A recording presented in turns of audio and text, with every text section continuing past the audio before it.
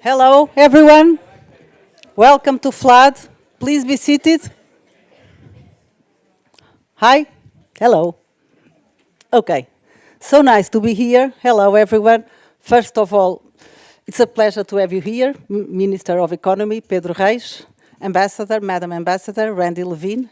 And I would also like to acknowledge Marcia and Kristin Carlucci and João Soares, dear friends, and Fernanda Rollo, also dear friend. My name is Rita Faden. I'm FLAD's president. FLAD is the Luso-American Development Foundation. We are a Portuguese private foundation dedicated to promoting the development of Portugal through the bilateral cooperation with the United States.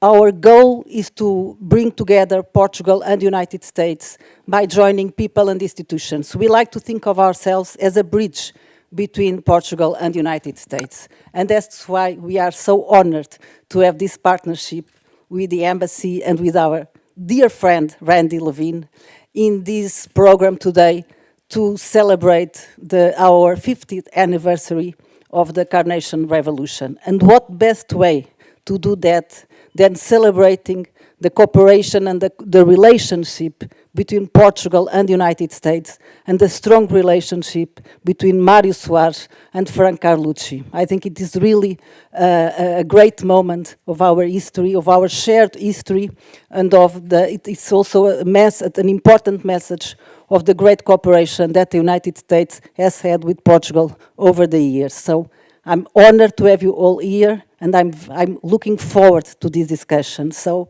thank you all for being here. Madam Ambassador, please.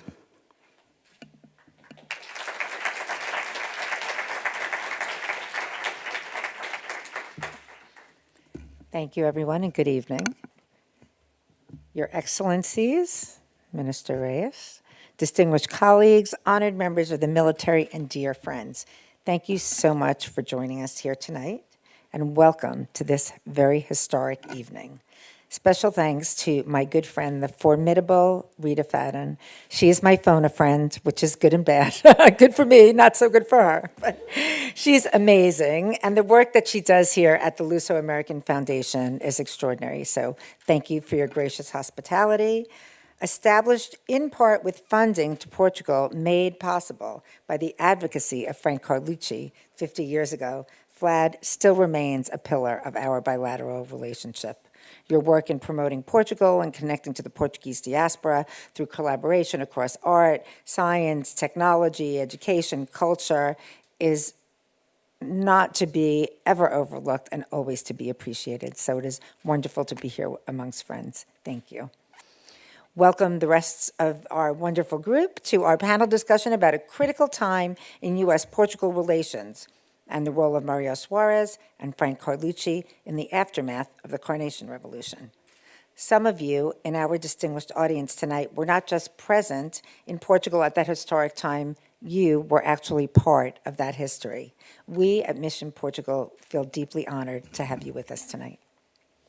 Tonight we'll be discussing a period that was so full of uncertainty and transition, a Portugal coming out of decades of dictatorship, the conclusion of 13 years of brutal wars in its former colonies, and political upheaval of the status quo by the left.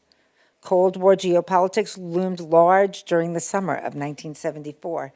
In Washington, concerns ran high as pro-communist forces vied for control in the wake of the revolution.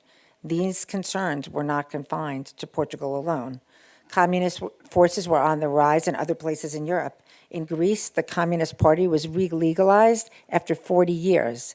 In Italy, a planned coup to install a communist government was stopped that August.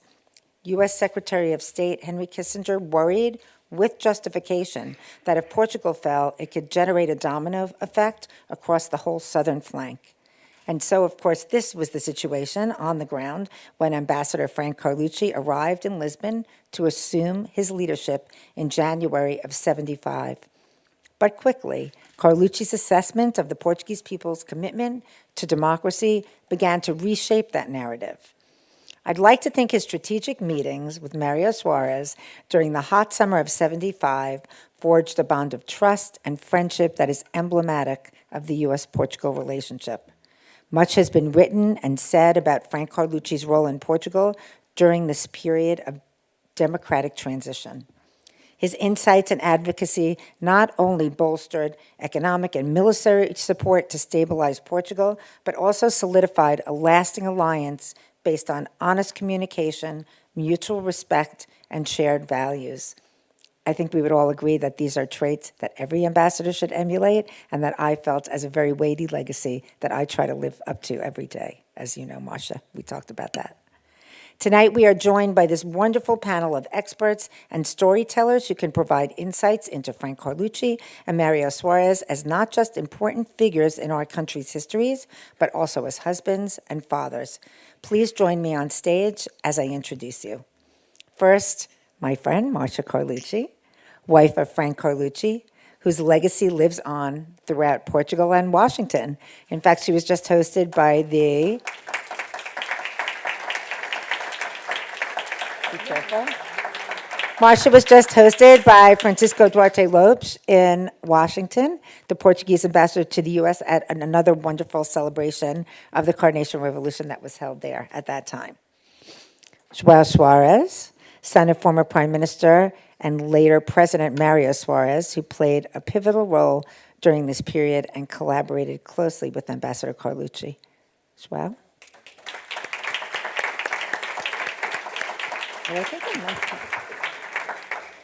Kristin Carlucci Weed, daughter of Frank Carlucci, whose biography of her dad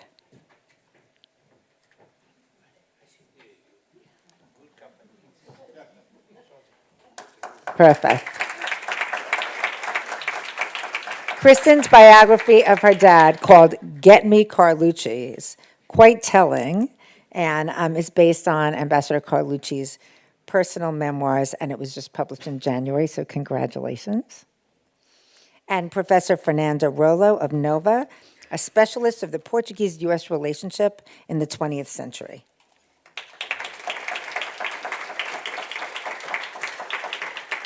And now I'm going to join the panelists, and we're going to get the party started.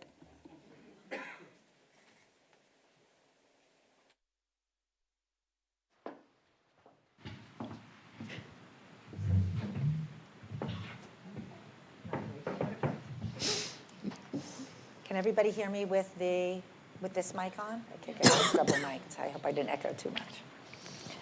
So the format for the evening is I will ask each of you a question. Hopefully we'll have time for 2 rounds of questions, and then we look forward to opening it up to the audience.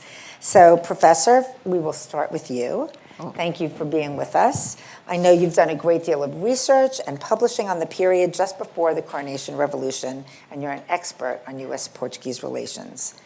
We're hoping you could give us some context about the situation when Frank Carlucci arrived in 1974. As we all know, the previous ambassador had been unceremoniously recalled to Washington following the U.S. government's assessment that his reporting on the situation here was naive. What do you think Kissinger's expectations were for Carlucci when he arrived in Lisbon in '75?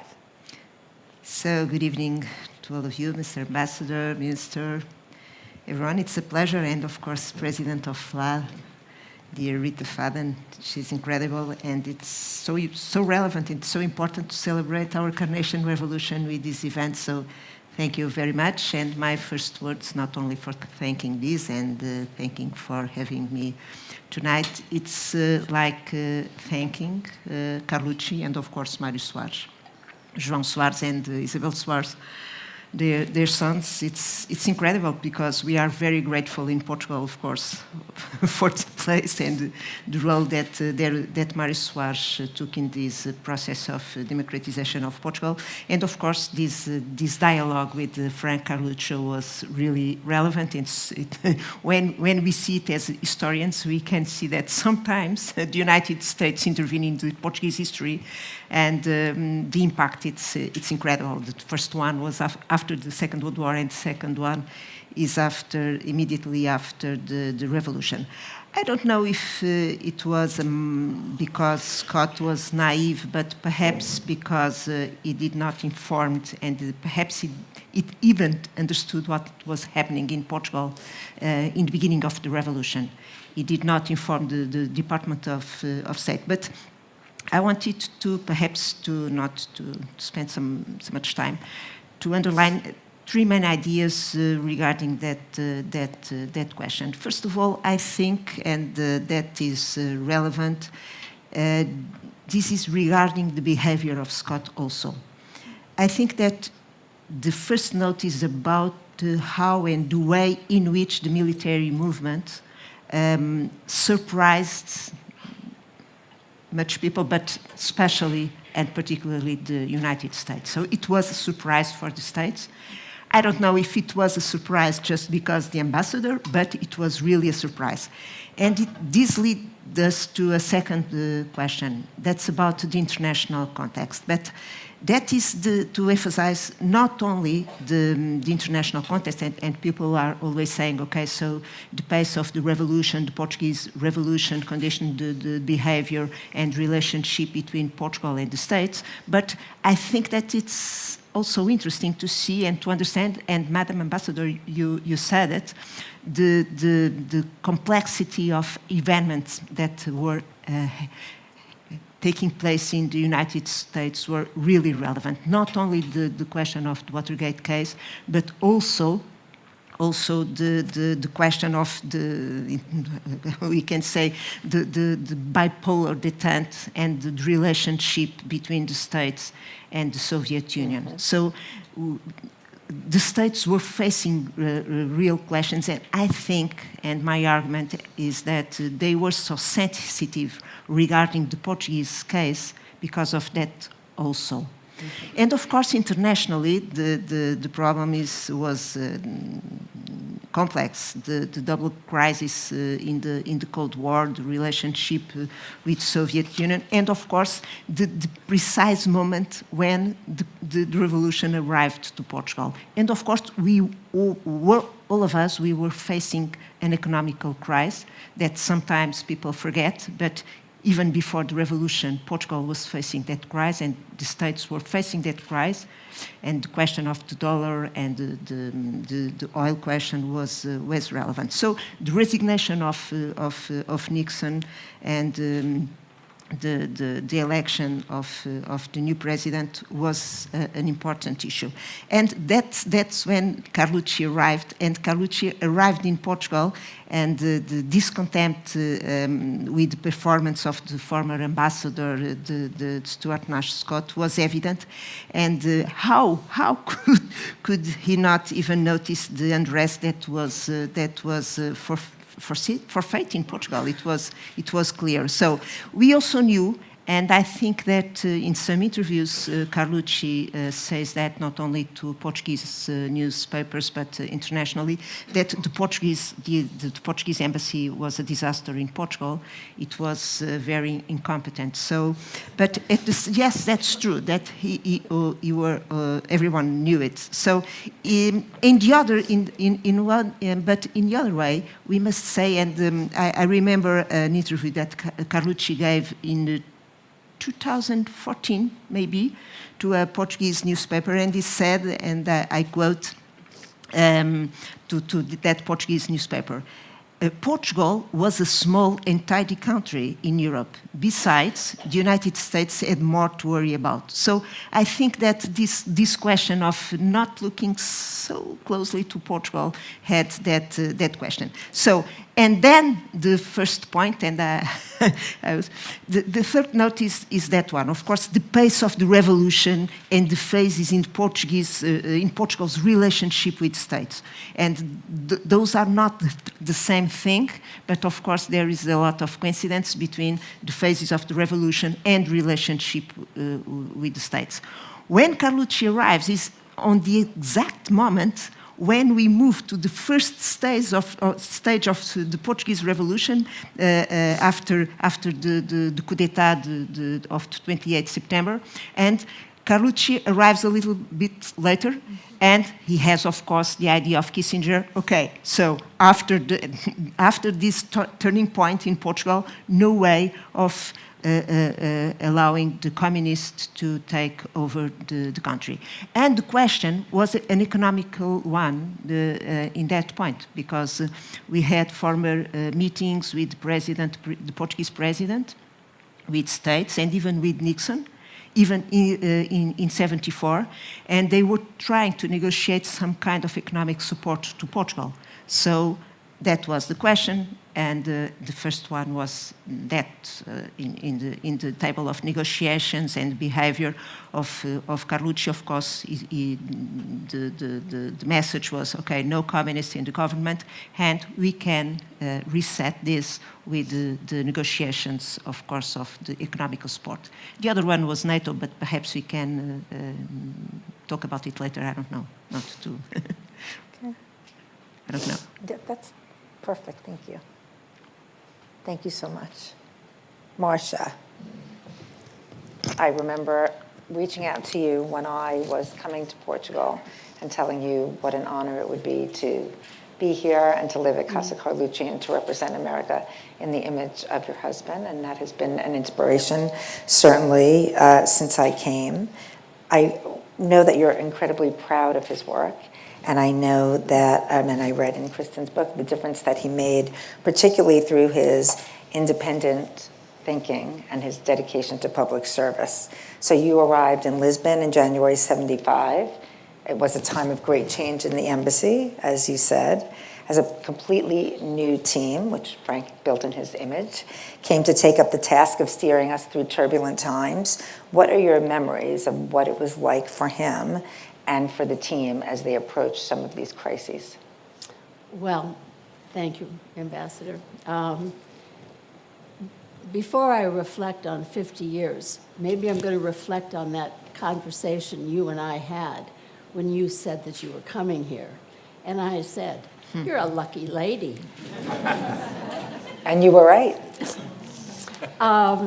When Frank arrived in January of 75, he was sent with all the good intentions of carrying out the duties as discussed by the State Department.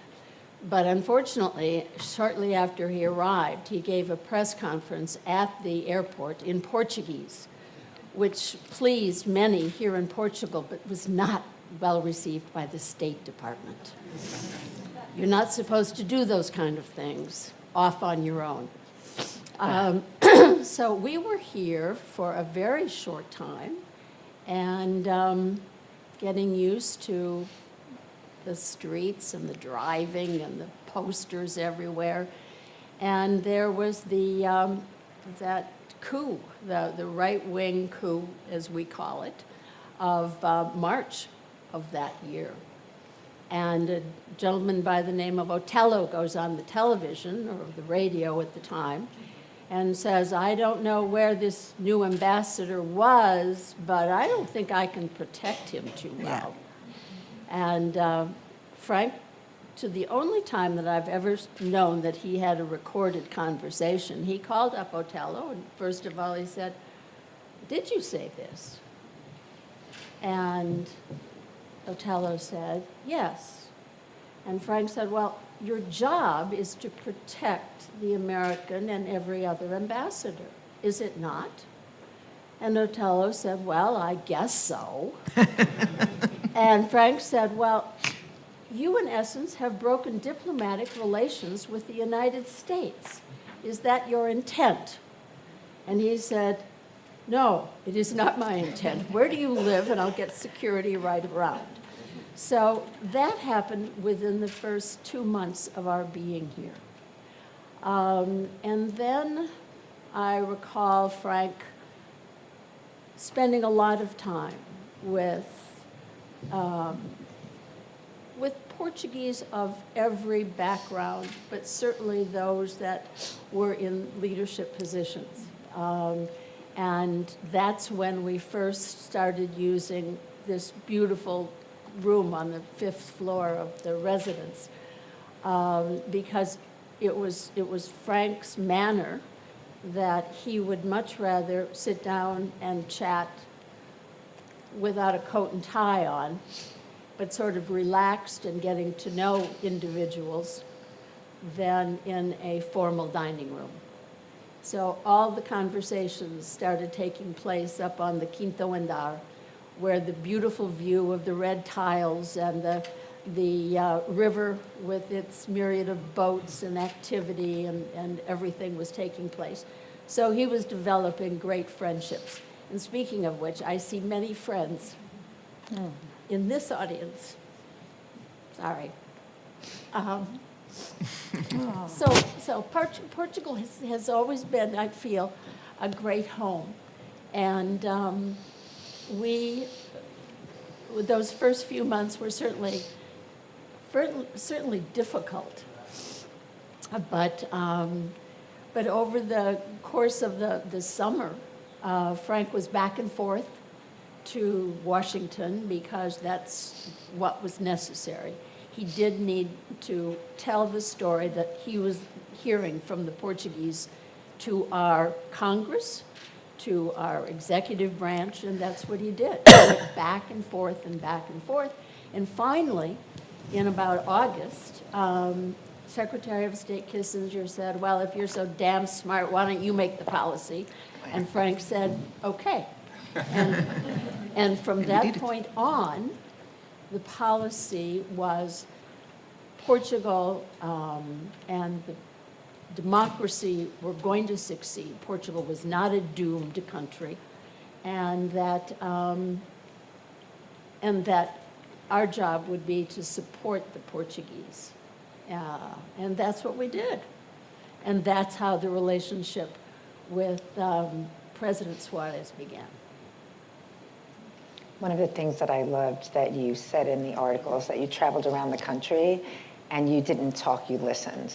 And I think that skill that your husband, reading your article and from the book, that skill of being able to listen and being intuitive and understanding people's perspectives and what's happening on the ground and how to help is something that I really admire, and I think we can all see really made a difference. Well, as I've said often, the Portuguese voted, I mean, they talked with both their mouth and their vote. And that was important to listen to that message. Thank you. Thank you. And of course, your father was a great public servant with an extraordinary history of leadership here in Portugal. And now we are 50 years later, and there was great trepidation by the US government that Portugal would fall into chaos, but certainly it hasn't. So if your father were here today, looking back at what's happened over the last 50 years, what do you think he would say about the journey that Portugal's taken? It's a difficult question, Madam Ambassador. The first words I want to say is that my English is probably not enough, but if I have some difficulties, I'll speak in French or somebody can translate. We'll see. But what I can say, greeting Madam Ambassador Randi Levine for this initiative, is that it's very important that we can discuss this matter here today and with the family of Frank Carlucci, the wife and the daughter. I read the interview that Marcia gave 2 or 3 days ago with a newspaperman that is a very qualified newspaperman that came in the Diário de Notícias, and she tells this story that she told us and some others very, very, very eloquently. And she touches the real points about what were the dangers that they faced together. Carlucci came appointed by Henry Kissinger. He was, like the title of the book, of the marvelous book that Kristin wrote, and that I read, and the chapter about Portugal, I read 2 times. My English is not so good, so, and Your English is good. and the title is very expressive. Probably most of you don't saw it still, but it says, "Get me Carlucci." Several presidents of the United States, "Get me Carlucci," when there was a problem. And Carlucci came, to be sincere, and after reading Kristin, he came to make the policy that Kissinger wanted to do here. He thought that Portugal was lost as a democracy, a project of democracy. And that is something that my daughter, my sister and me, we lived together. We were both adults in 74. I'm not going to tell you my age, but I was 24 years old in 24. So, as the Secretary General of the United Nations once said, make the accounts and you'll see what is. And it was a really a great moment, And if you read the book of Kristin, and I hope you are going all to read, you will understand more about the biography of Carlucci and about what was his work here in Lisbon. And it's a great lesson for the moments we are living in the world now, in the difficult world now. Because I think he made absolutely great work with the help of his wife,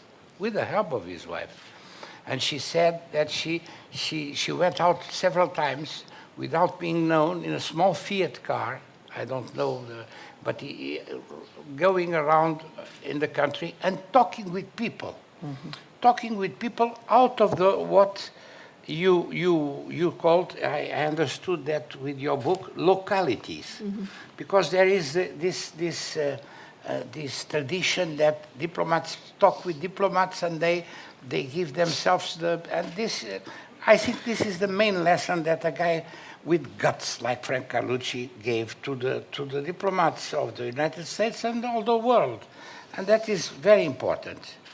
He was brave, and the story you told about Othello, it's unbelievable. We feel it like Portuguese who met Othello personally, and I feel that I have adapted with Othello because he was the main leader of the plan to blow the dictatorship. That is clear. He made many errors after, but that's a depth. But I am also one of the few, like my sister, excuse me for saying she's younger than me, so sometimes I make this kind of errors on my English. Like the feeling I have with Carlucci. We have a depth with Carlucci. Carlucci played a great role. And he said, and this expression he used with Kissinger is marvelous. He said, you are so clever, make your policy. I'll do it. And he has done it. And the most amazing thing I saw in the exhibition that the ambassador made in this marvelous room in the Casa Carlucci, I'm one of the few here, by the way, who have been in the Casa Carlucci in Virginia, just near Washington. I had the pleasure of being invited by Frank Carlucci and the house is also a symbol of how I see Carlucci.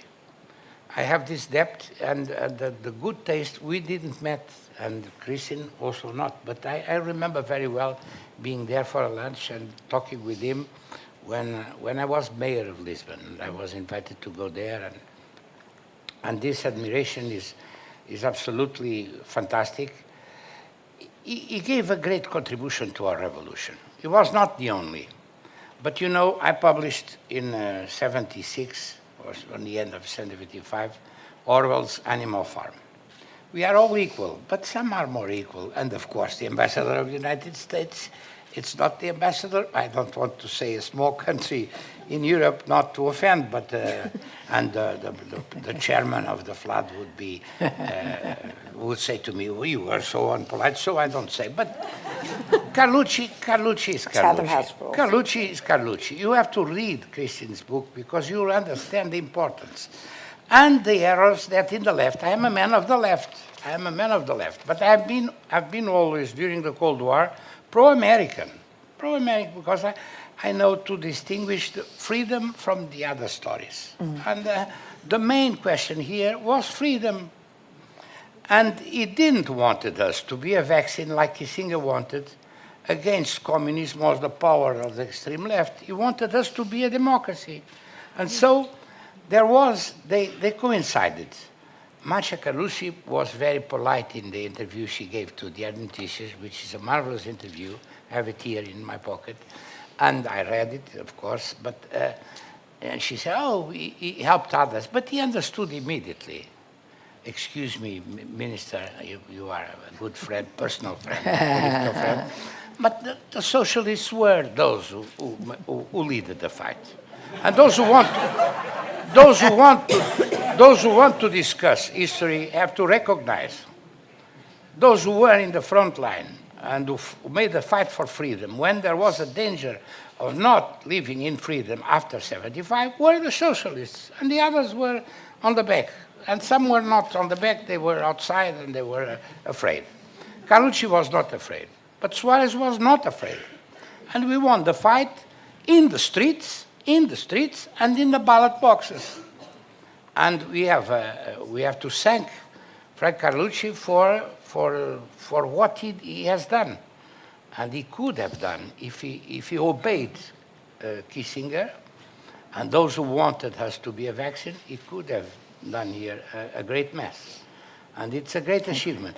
And in a certain sense, I think that Carlucci, in the name of the United States of America, I consider very much, paid the debt that the states have and the allies had with Portugal. Because we were the longest dictatorship in 45, when you, with all the other allies, won the battle against fascists and Nazis. It were the GIs that came to the D-Day in Normandy that died, thousands of them, for our freedom. But after we conquered freedom in Europe, you forgot Spain and Portugal.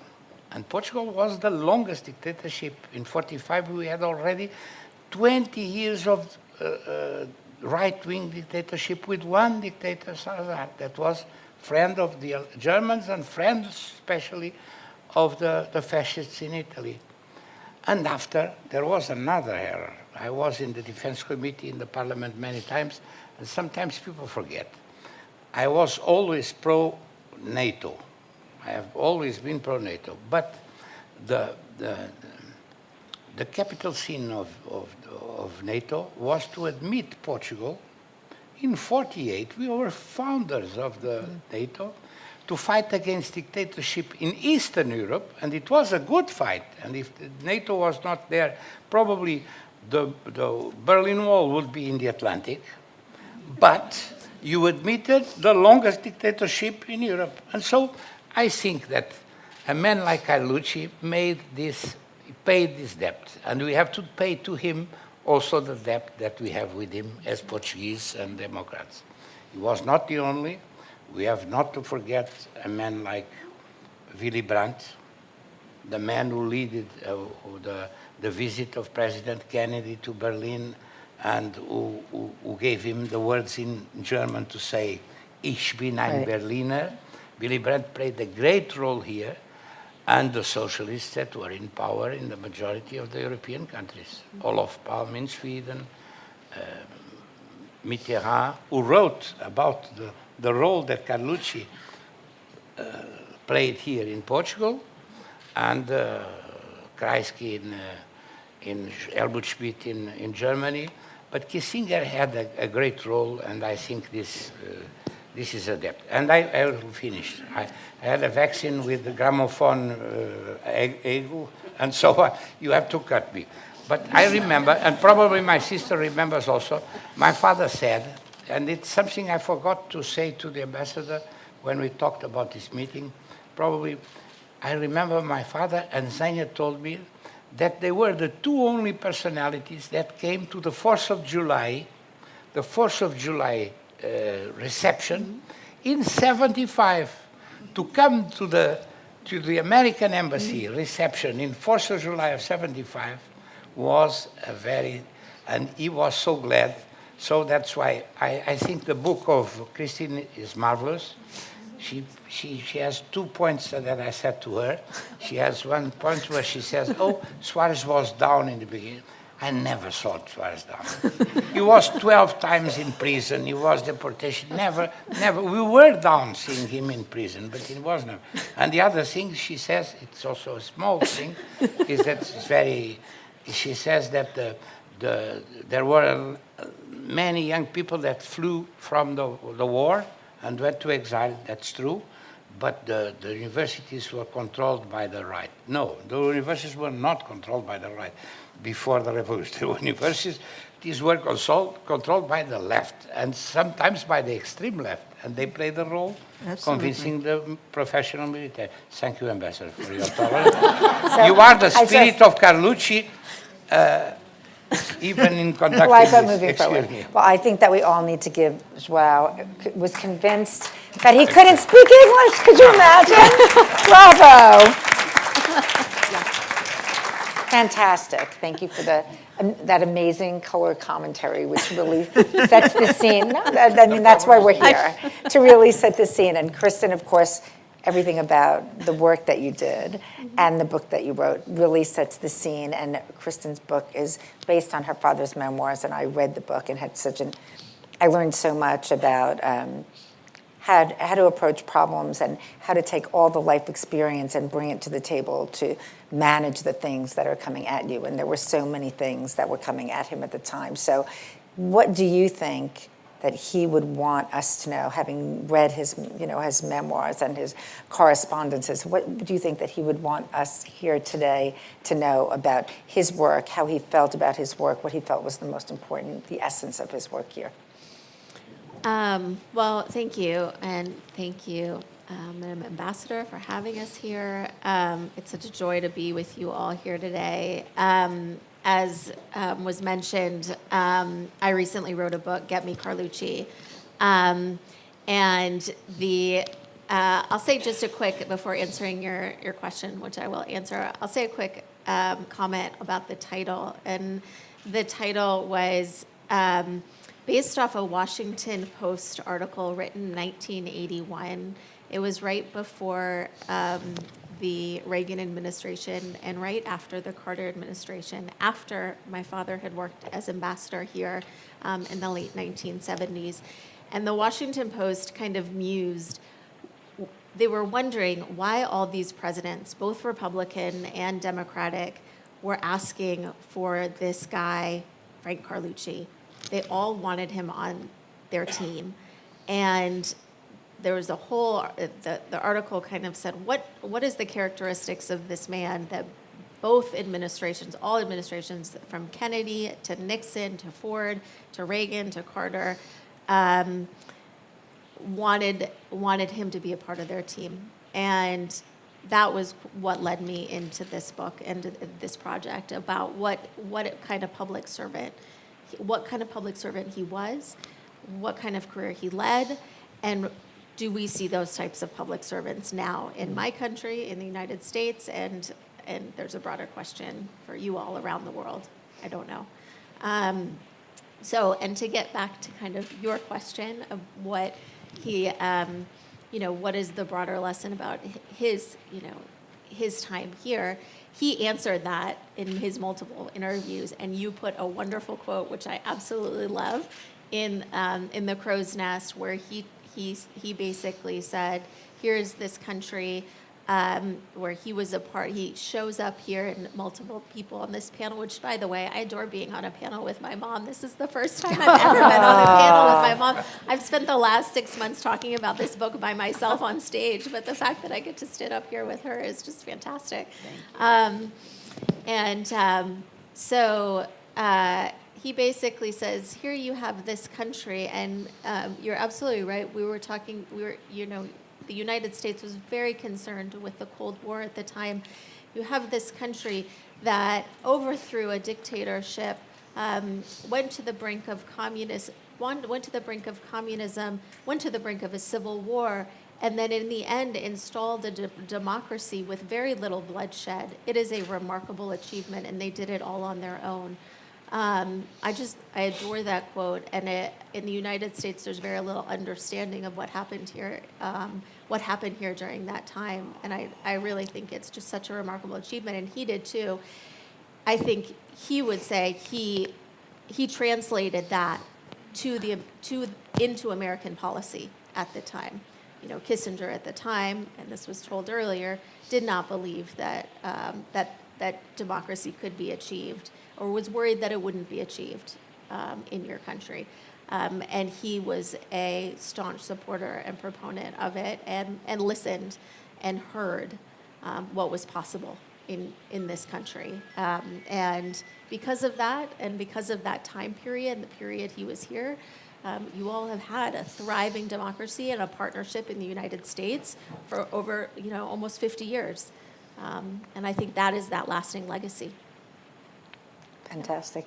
If you had to pick 3 words to describe his essence and what it was about this, career diplomat who picked up bits and pieces along the way and came here to Portugal, what were the 2 or 3 things about him that you think made him most prepared for this? 3 words. I think he was super intelligent. I think he was remarkably humble.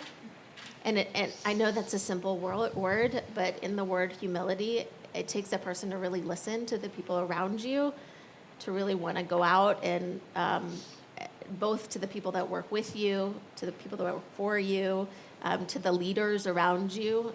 So he was remarkably humble. He was very intelligent, and he was just very interested. He spoke the language. In my book, I go into the places that he lived before. So he was posted in Zanzibar, and he understood that it was important to learn Swahili when he was posted in Zanzibar. So he learned Swahili. He was posted in the Congo in the 1960s, and so he understood it was important to learn French in the Congo. It wasn't, and then, my mom kind of spoke about how she went around in a Fiat. He did not like the idea of driving around in an embassy chauffeured car, so he would rent a car wherever he went, and kind of had that very, really just everyday man's, attitude towards his job. And I think that that made him the type of person that was able to do his job so effectively. He was also very pragmatic, was not interested in politicking, and was not interested in, and that was just his way of living. He was just, not interested in anything else but kind of getting the job done. Well, when I circumvent my large, bulletproof, bomb-proof Suburban, and I'm driving around town in the Fiat, I'm going to say I'm emulating one of our best ambassadors, Frank Carlucci. So. Fantastic. Thank you so much. Fernanda, we wanted to talk a little bit about NATO, as you said before, how concerned Kissinger was about the possibility of the crumbling of NATO's southern flank, Italy, Greece, and his strong reluctance to endorse any aid or assistance for Portugal in the period after April. What do you think changed his mind? And then if you wouldn't mind giving us a little bit of a feel for what the average Portuguese people were thinking at this time as they saw all of this unfold between Soares and Carlucci and this sort of movement. I would love to hear about that. Okay. So perhaps starting with that, I think that those were very exciting moments in Portugal. And some people who lived the revolution, they were always anxious because things were happening in a way that was unexpected, okay? So, and it was the time for strong believers and the fight for democracy and the fight for freedom, and how the people took the revolution. It's incredible. I'm Portuguese, and I'm very proud of my revolution, not only because it was the revolution who brought us democracy and brought us freedom, but because it was really different. It is really unique. And uniqueness is about the behavior of people. And we always think, okay, after the military coup, there was something in the streets, and as João and Isabel, they lived that in a different way. There was something in the streets that was unstoppable, okay? And that was the feeling for the youngest, for the oldest. But the way things would be solved in the beginning and the establishment and creation of the political parties, that was totally new in Portugal, okay? So we had Socialist Party and Communist Party, but the other parties that were created. So everything was new for Portugal. Okay? And even the relationship outside, because we had this kind of approaches with Europe, but we wanted, but at the same time we didn't want it, to have this kind of approach to the European Union or to the European community. The relationship with states was also very complicated, because in the one side it was, of course, the way to do it, but the question with NATO and the behavior regarding democracy, so it was very confusing. But people were living that day by day. So the idea that you have a road to go, and it's not, you can't do it for the Portuguese Revolution. You must see day by day. And of course, we had the chance to have some leaders, and of course, Mário Soares was the difference here, because he accomplished to make the impossible possible. And that was the difference in one side. But as I said before, and we were talking about Kissinger, I understand Kissinger, because he was distant from Portugal. He had a lot of problems, their own problems, not only the succession, but the Cyprus problem, the takeover of the Soviet Union regarding the Cold War, because of the problems of the state. So it was not easy, I think, that for Kissinger to see that. And the turn to left in Portugal was at the same time of the Cyprus crisis. So that was very difficult. So now, knowing a little bit of history, it's clear for us that Kissinger would say that message to Carlucci. For me, the most interesting is not the question of the vaccine against communism in NATO. And as you know, sometimes in NATO there were two meetings, one with Portugal, others without Portugal, because the pressure that the Americans made in NATO to keep away Portugal was very strong, even the idea of expel Portugal from NATO. For me, the interesting in this is, of course, this is at the same pace as the evolution of the revolution. So, and that's interesting, and we understand that. And at some moment, the economical issue was very important. At the first, I think that the first time and first question for Carlucci in Portugal was the question of guaranteeing the economic support of the states to Portugal. And it was absolutely critical, because we needed that. And otherwise we could turn to the others. The second question is the NATO question, of course. And the NATO question raises at the same time at the Cold War questions between states, and the units even get more complicated.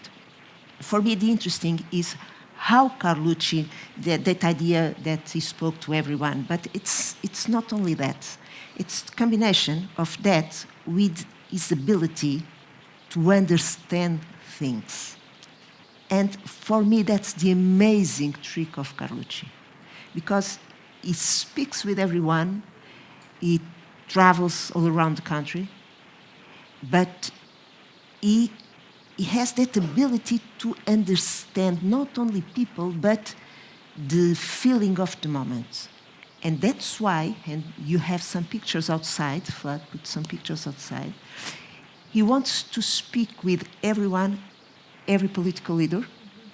He had that issue with Sá Carneiro.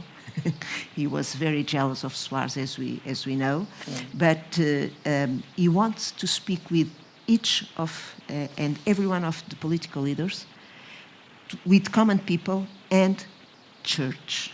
and church, and I think that dialogue of Carlucci with church was very, very relevant, even to influence the states and State Department saying, okay, but you must understand Portugal. So you are afraid, Kissinger, you are afraid that Portugal became a communist party and the domino effect, and you want to give that vaccine, but it could work against you.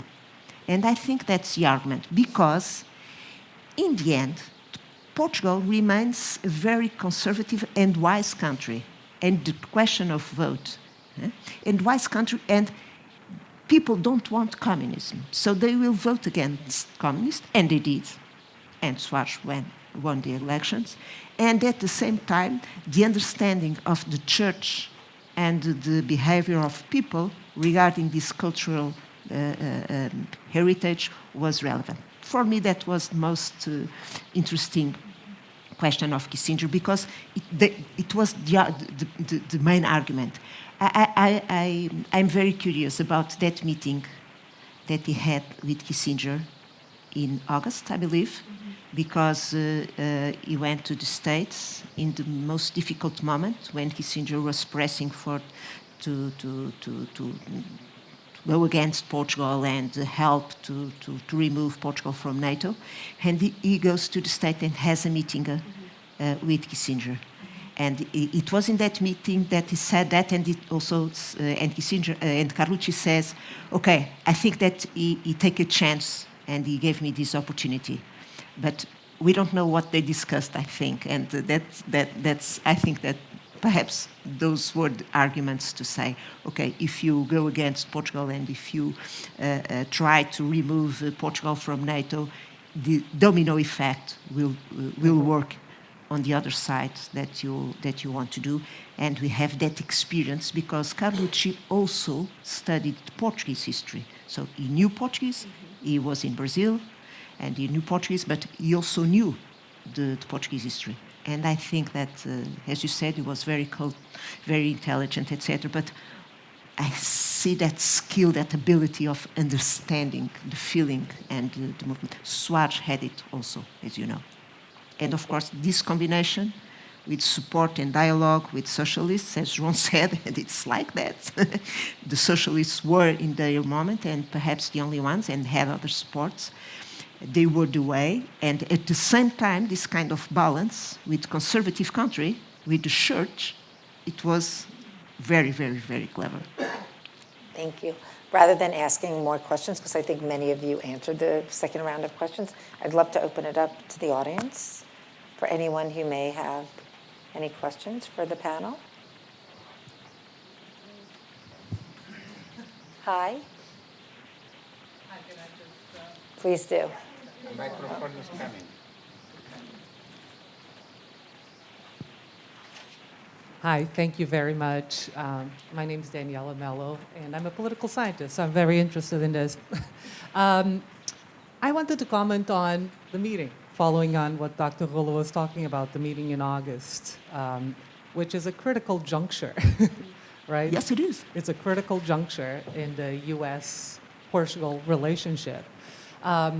And what always struck me is that Scott is fired for having a reading that then Carlucci also shares, which is that the moderates have legs, that they can walk, and that, you know, this can follow a different course from Russia 1917, let's say it like that.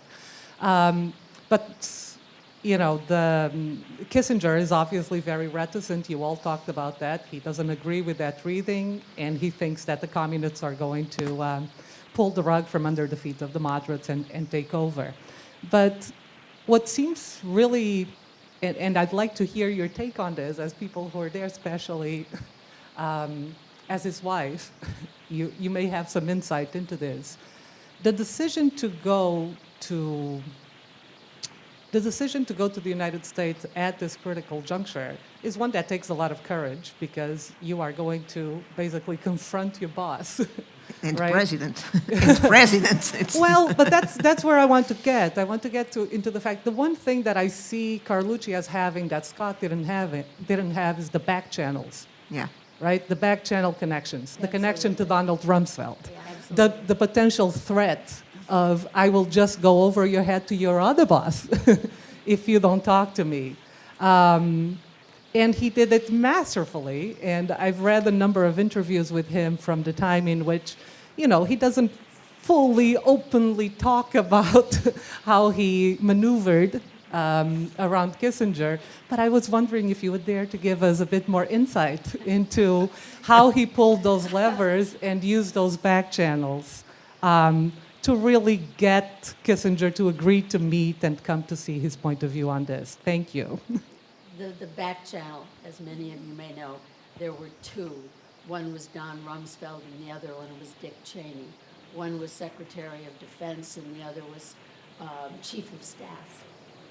And Kissinger learned on Frank's visit with him, with Kissinger, that there was a request for Frank to speak with the President Ford.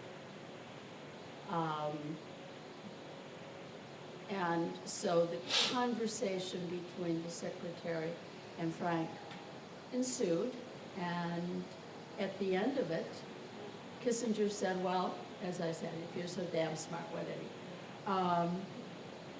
he would support Frank's policy. At the end of that conversation, Kissinger said, now, I understand that there is a request for you to see President Ford. And Frank said, I think there's no need for that. I do. Oh, that sounds very loud. That's an entrance. Yeah. Just following up on your question on that, both ambassadors had shared the same philosophy. I do think Kissinger had this idea, and he says in some of the interviews and cables that were read, I thought, when my father came back with this same policy, same recommendations, I thought I was sending tough guy Carlucci to Portugal, and here he is coming back with the same recommendations as the previous ambassador. So I do think there was quite a bit of confrontation at the beginning. And I think in his writings and his commentary, my father's first immediate recommendation is he really wanted Kissinger to tone down the rhetoric that he was that was coming out of Washington, the communist rhetoric. He wanted a chance to work on the ground here and have Washington be a bit quieter during that period of time. Yeah. Great. Next question. Oh, of course, please. I would like to say something. I think we have not talked about it, and in the book, of course, the narrative goes in another way, but it's to look also what was happening in the international scenario. The worst months in Portugal, what is called the revolutionary process going, is August. It was the fifth government.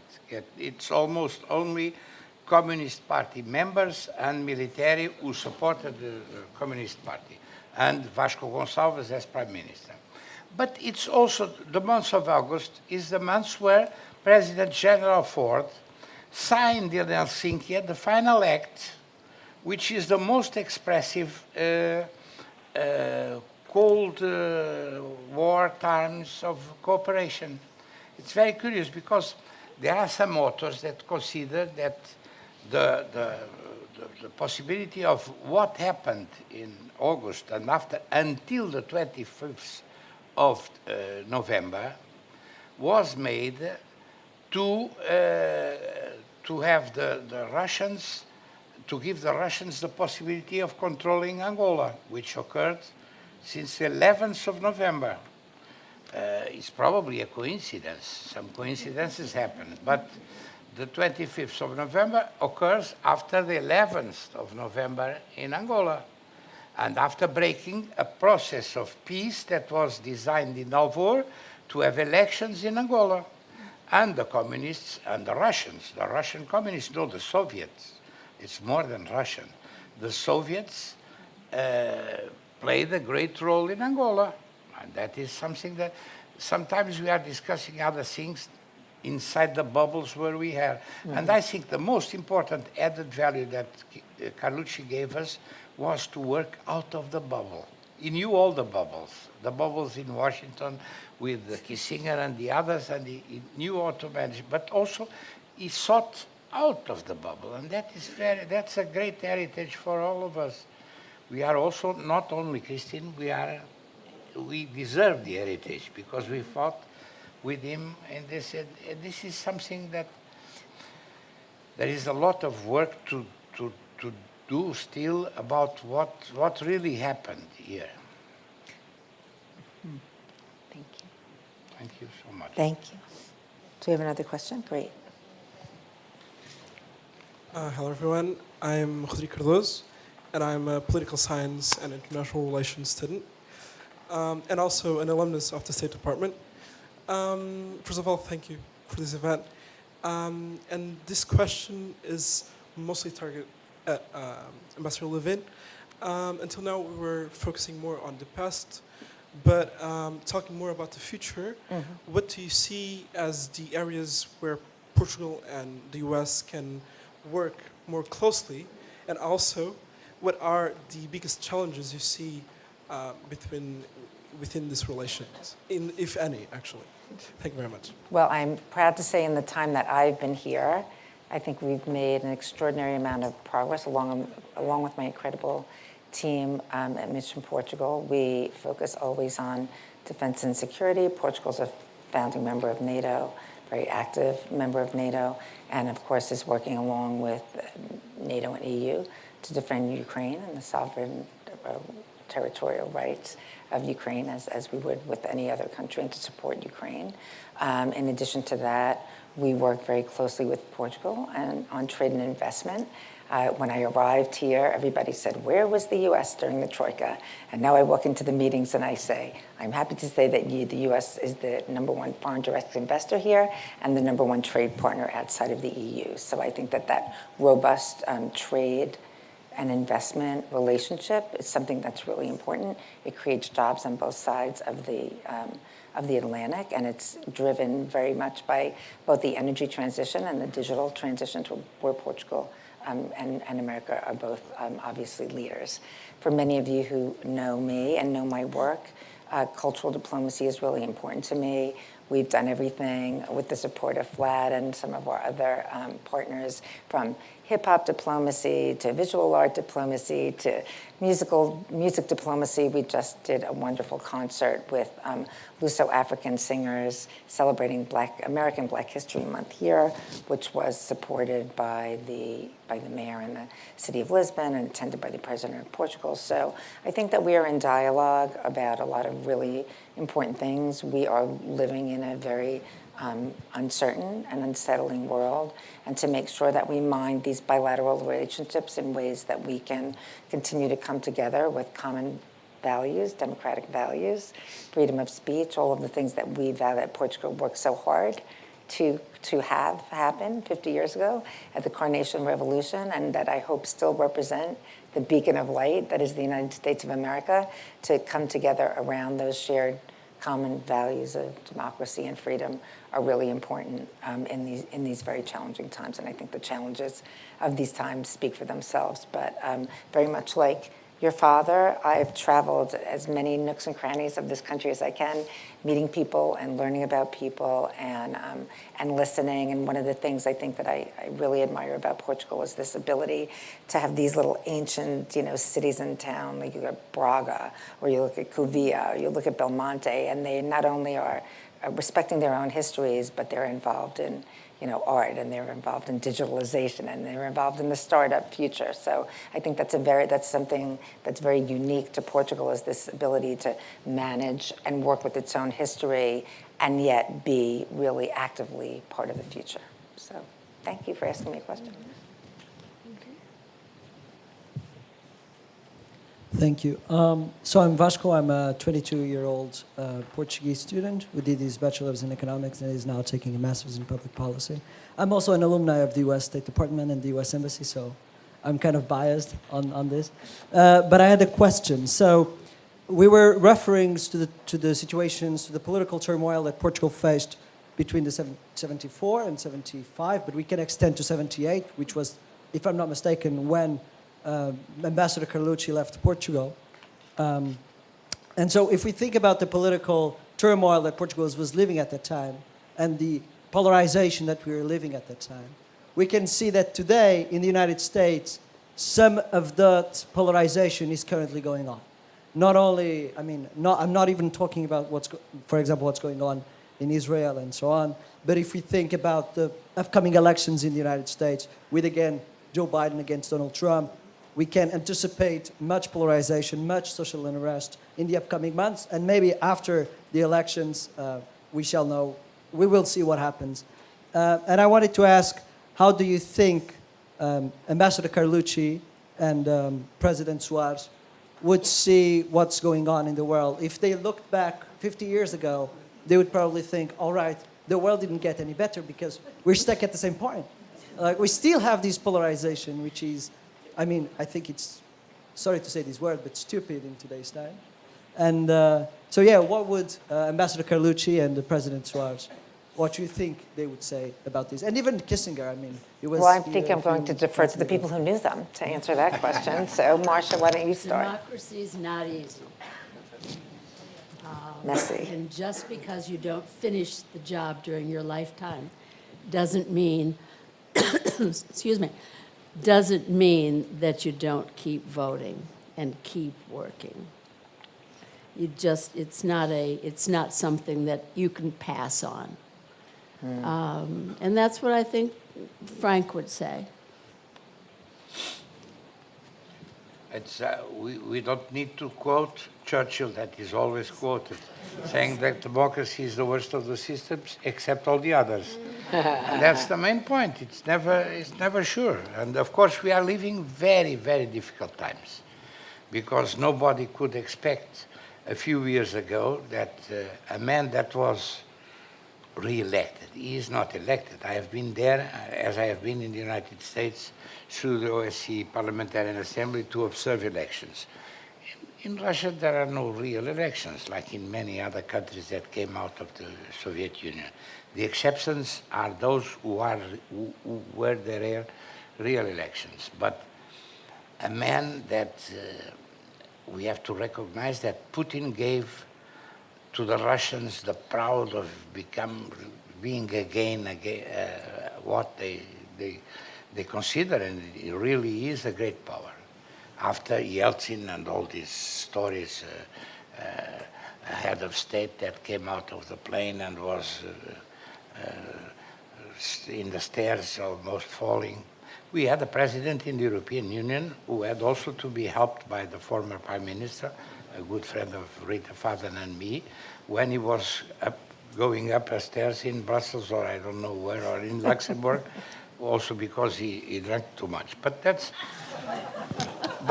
Putin is a big difficulty for the times we are living. And I think sincerely, I don't have a conspirative way of seeing things, but I think that the other conflicts that became so strong became because he failed in what he projected for Ukraine. Because he was, we are talking about something that occurred 4 years ago, and we don't remember anymore. He was convinced that in 1 week he would arrive to Kiev and he would put a government of his own in Ukraine. I know Ukraine very well because I have been there many times through the OSCE, and even in last year I was there 2 times. And he failed completely, but of course, Russia is Russia. He can never admit he failed. And Russia, in a certain way, is invincible. They proved it to Napoleon and to Hitler. But we have to find a way of... They went to Afghanistan, and they went out of Afghanistan. But what we need people, that's to finish, like Carlucci, and like Soares, and like Willy Brandt, and also like Mitterrand and others. Yes. Probably we'll Diplomacy find them. is still a necessary But tool. the work that our ambassador, I'm telling, not, the ambassador of the United States is doing here is so good that I am very great. I trust in the future. Oh, okay. Follow your line. I'm going to take it's him. good. Yeah. We didn't even practice, by the way. I'm taking him on every panel. We're going to take it on the show on the road, right? Oh, we're out of time. Well, thank you, everyone, for sharing this moment with us. Just so you know, look out on the Embassy Instagram and my Instagram, because we will be doing a tour for all of you of the exhibition about this incredible relationship between Suarez and Carlucci, and celebrating the Carnation Revolution. And we will be putting it up on our social media to share with all of you. It is at Casa Carlucci, my residence across the street, and I hope we have opportunities to bring you and other members of the public in to see it and to enjoy it as well. So thank you, and thank you to all of our panelists for being with us. Thank you.